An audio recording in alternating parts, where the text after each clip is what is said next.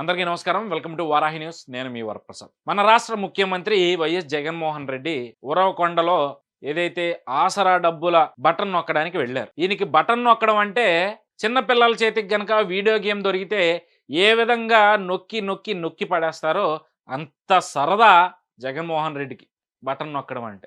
Button నొక్కుతారు కానీ లబ్ధి మాత్రం లబ్ధిదారులకి పూర్తి స్థాయిలో అందదు. అది వేరే విషయం. అయితే ఇప్పుడు దీని గురించి ఎందుకు మాట్లాడుతా ఉన్నాను అంటే, జగన్మోహన్ రెడ్డి గారు స్టార్ క్యాంపెయినర్స్ గురించి మాట్లాడారు ఈ సభలో. చంద్రబాబు నాయుడికి అనుకూలంగా ఉన్నవాళ్ళు, చంద్రబాబు నాయుడికి మద్దతుగా ఉన్నవాళ్ళు అందరూ కూడా పక్క రాష్ట్రాల్లోనే ఉంటారు, పక్క పార్టీల్లోనే ఉంటారు అని చెప్తా ఉన్నారు. అదీ కాకుండా ఈరోజు తన చెల్లెల్ని కూడా ఉద్దేశిస్తూ ఇండైరెక్ట్ గా రాష్ట్రాన్ని విడగొట్టిన కాంగ్రెస్ పార్టీలోకి చంద్రబాబు నాయుడు స్టార్ క్యాంపెయినర్లు చేరారు, ప్రభుత్వాన్ని విమర్శిస్తున్నారని చెప్పి ఆయన ఇండైరెక్ట్ గా వైఎస్ షర్మిలను టార్గెట్ చేస్తూ కూడా అన్నారు. And at the same time Pawan Kalyan కూడా ఆయన విమర్శించిన పరిస్థితి. ఈ రోజు నాకు అర్థం కాదు, పక్క రాష్ట్రంలో ఉన్నారంటే 2019కు ముందు జగన్మోహన్ రెడ్డి ఎక్కడున్నాడు? ప్రతిపక్ష నాయకుడిగా ఉన్నప్పుడు జగన్మోహన్ రెడ్డి ఎక్కడున్నాడు? తాడేపల్లి ప్యాలెస్ లో ఉన్నాడా? అప్పటికి అసలు తాడేపల్లిలో కనీసం స్థలం ఉన్న కొన్నాడా? ఎక్కడున్నాడు? హైదరాబాద్ లోటస్ పాండ్లో, లేదంటే బెంగళూరు ప్యాలెస్ లో.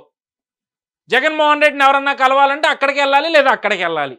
మరి ఈ వీళ్ళేంటి ప్రతిపక్ష నాయకులు హైదరాబాద్లో ఉన్నారంటారు. ఈరోజు వాళ్ళు ప్రతిపక్ష నాయకులు హైదరాబాద్లో వాళ్ళ ఆస్తులు ఉన్నాయి కాబట్టి అక్కడ ఉన్న వారంలో 5 రోజులు ఆంధ్రాలోనే ఉంటున్నారు. వారం రోజులు ఆంధ్రాలో ఉన్న ప్రజల కష్ట సుఖాల తరపున వాళ్ళ ప్రజల తరపున పోరాటం చేస్తూ ఉన్నారు.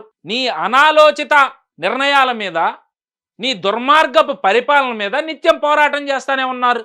ఈరోజు నాయకులు ఎక్కడుంటే ఏంటి ముఖ్యం? నువ్వు తాడేపల్లిలో ఇల్లు కట్టుకున్నావు, ఎవరికి ఉపయోగం?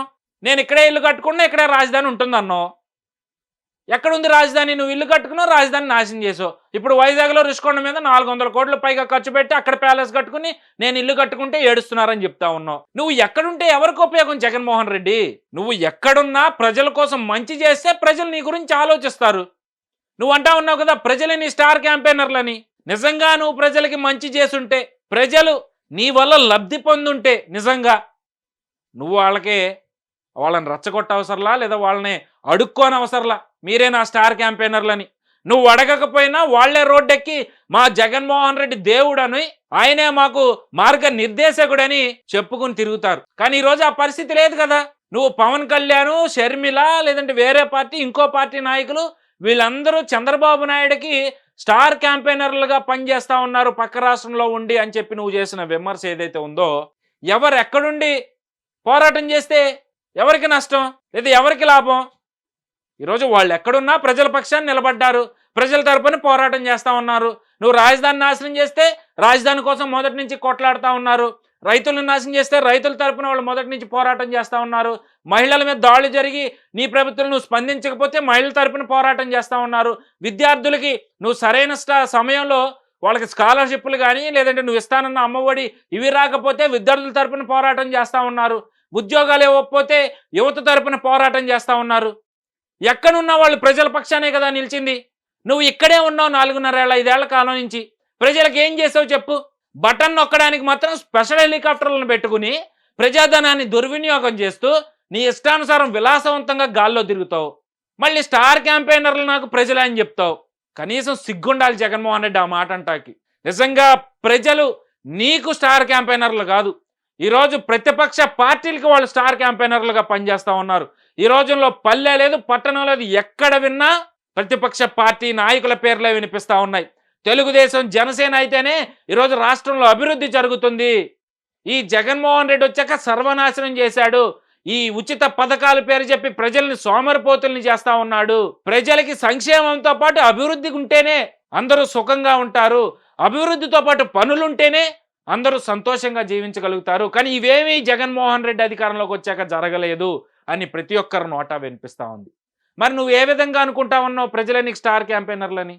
నిజమైన స్టార్ క్యాంపెయినర్లు ప్రజలు తెలుగుదేశం, జనసేన వైపే ఉన్నారు. నీ వైపు ఉన్న స్టార్ క్యాంపెయినర్లు ఎవరో తెలుసా? జగన్మోహన్ రెడ్డి, సకల శాఖ మంత్రి సజ్జల రామకృష్ణారెడ్డి. నీ కేసుల్లో నీతో పాటు సహనిందితుడిగా ఉంటూ అన్ని క్రైముల్లోనూ నీతో పాటు భాగస్వామ్యాన్ని పంచుకున్న A2 విజయసాయిరెడ్డి. అధికారంలోకి వచ్చిన తర్వాత రాష్ట్రంలో ఏ మైనింగ్ని వదలకుండా అక్రమంగా దోచుకుంటూ ప్రశ్నించిన వాళ్ళని చంపుకుంటూ వాళ్ళ మీద దాడులు చేస్తున్న పెద్దిరెడ్డి రామచంద్రారెడ్డి. వీళ్ళు కాకుండా మొన్నటి వరకు టీటీడీ చైర్మన్గా ఉండి ఆ వెంకటేశ్వరుడి సంపదనంతా దోచుకుని నీకు పంచిపెట్టి ఆయన దాచుకుని అన్నీ అనుభవించిన వ్యక్తి వైవి సుబ్బారెడ్డి. సో ఈ నలుగురు ప్రధానంగా నీకు స్టార్ క్యాంపెయినర్లుగా ఉన్నారు. వీళ్ళతో పాటు చెవిరెడ్డి భాస్కర్ రెడ్డి అని, లేదంటే ఇంకో రెడ్డి అని, ఇంకో రెడ్డి అని, ఇలా నీ బ్యాచ్ అంతా ఉందిగా, రెడ్డిల బ్యాచ్ అంతా. వాళ్ళు నీకు స్టార్ క్యాంపెయినర్లుగా పనిచేస్తూ ఉన్నారు ఈరోజు. గతంలో నీకు స్టార్ క్యాంపెయినర్గా పనిచేసిన నీ చెల్లెలు కూడా ఈరోజు చీతు అని నీ మీద వస్తూ ఉంది. అంటే ఎంత బ్యాడ్ నేమ్ నువ్వు ప్రజలే కాదు నీ సొంత కుటుంబంలో కూడా తెచ్చుకున్నావు. ఒక్కసారి నువ్వు ఆత్మ విమర్శ చేసుకో జగన్మోహన్ రెడ్డి. ఏకవచనంతో పిలిచే స్థాయికి నువ్వు దిగజారిపోయావు. ఈరోజు సామాన్యులు నేను ఏకవచనంతో పిలుస్తున్నారంటే మరి ఇంకా ప్రజలు ఆ సామాన్యులు నీకు స్టార్ క్యాంపెయినర్లు నువ్వు ఎట్లా అనుకుంటావు? ఖచ్చితంగా ప్రజలు స్టార్ క్యాంపెయినర్లే, కానీ జగన్మోహన్ రెడ్డికి అయితే ఖచ్చితంగా కాదు.